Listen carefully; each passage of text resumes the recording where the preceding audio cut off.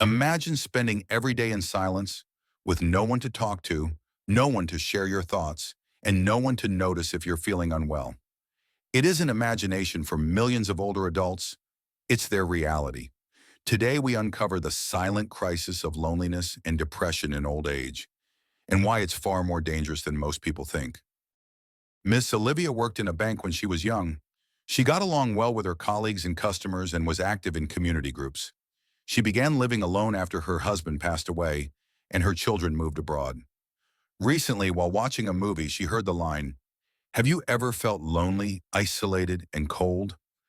It reminded her of her loneliness and helplessness, her inability to eat or sleep properly. She used to enjoy shopping and having tea with friends, but now she finds these activities meaningless and questions the value of her life. Her first question when she came to the clinic was, "Is this normal?"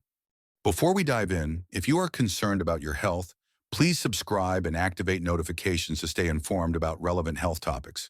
Please put one in the comments if applicable. Otherwise, type 0. We are committed to enhancing our content to provide genuine assistance. All right, let's begin. How often do you experience loneliness? Comedy lines are no longer just after-dinner jokes. Many countries have found that people of all ages face loneliness, and it can also arise with aging, changes in family structure, social transformation, and accidents and disasters. Over the past 2 decades, the number of research studies published on loneliness has grown exponentially. Over 2 years into the COVID-19 pandemic, social distancing to avoid infection has exacerbated feelings of loneliness. Even as the pandemic eases and loneliness levels improve for most people, 1 in 6 Americans continues to feel lonely. A University of California study found that over 40% of older adults experience loneliness. Loneliness is a potential pain in life that worsens health. By definition, loneliness includes both loneliness and social isolation. Loneliness is the subjective, negative feeling of being alone and not having a sense of belonging or support. For example, some people may seem socially active, but still feel lonely without close, trusted friends. Social isolation is the objective of being disconnected from society without social connections. While many socially isolated people are prone to loneliness, some who choose to live alone or are constrained by circumstances may not necessarily experience loneliness. Growing evidence shows that loneliness and social isolation can worsen health.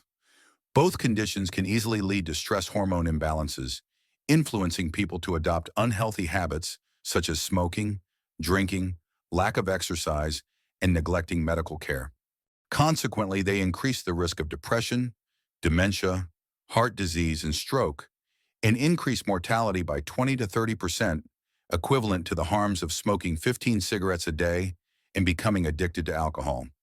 Conversely, groups with more health problems are more likely to experience loneliness. When loneliness is combined with living alone, the negative effects are even more pronounced.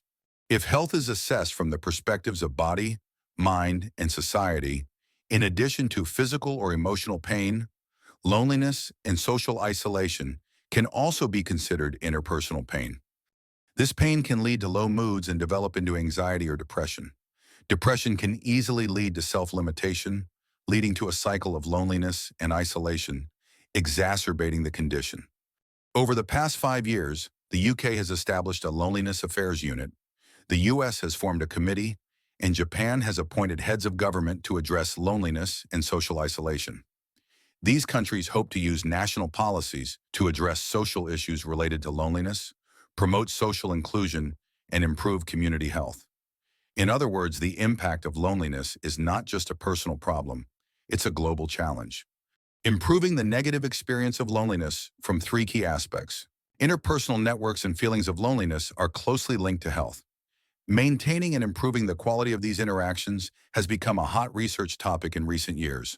For seniors living alone or feeling lonely, focusing on 3 key areas: basic needs, physical and mental activities, and interpersonal interactions. To prevent and improve loneliness and the negative experiences associated with living alone is recommended. Maintaining basic needs can be divided into physiological needs and medical assistance.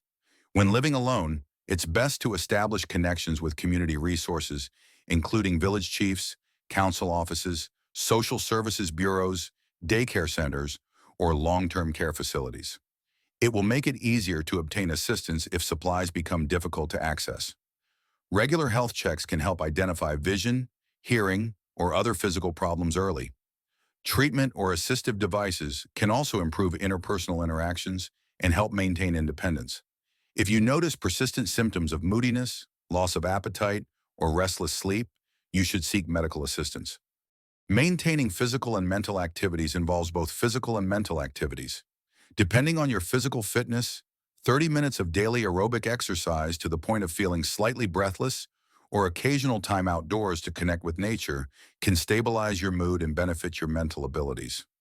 Regularly engaging in moderately challenging activities or learning new things can also help prevent dementia. Even working alone, you can encourage each other with friends and family. Discuss and share your progress online or through social media platforms, encouraging each other. Maintaining interpersonal interaction, regularly checking in with friends and family, participating in community colleges, neighborhood events, or volunteering can enhance your self-worth. If you've experienced interpersonal difficulties, you can seek counseling to learn coping skills and practice shifting and resolving conflicting thoughts to improve your social skills. If going out is inconvenient, you can use online correspondence, phone calls, or video chats instead of in-person interactions. Besides seeking outward and cultivating solitude, you can connect with nature, observe the spring flowers and autumn moon, watch kites soar and fish leap, and feel the tranquil beauty of coexisting with nature, thereby experiencing a deeper sense of peace and well-being. Although socializing is a human need that can impact mental and physical health, if you must live alone or feel lonely, remember to maintain interaction with others, exercise regularly, plan activities, and develop the ability to be alone. It will help you live more fully. Do you think society is doing enough to care for the emotional well-being of older adults? Before we say goodbye, I want you to remember something. You are strong, loved, and never truly alone. I'll see you here next time, my friend.